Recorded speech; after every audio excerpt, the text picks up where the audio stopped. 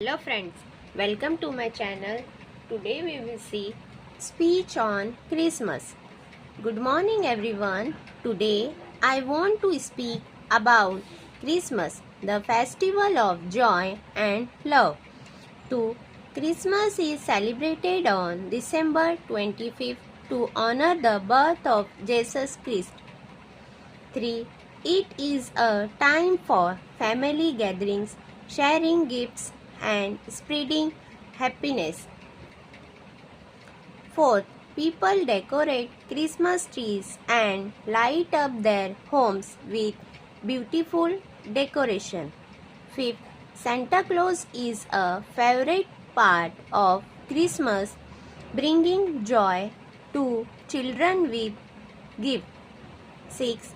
The festival teaches us the values of love, kindness, and generosity. 7. Many also attend church services to pray and celebrate the occasion. 8.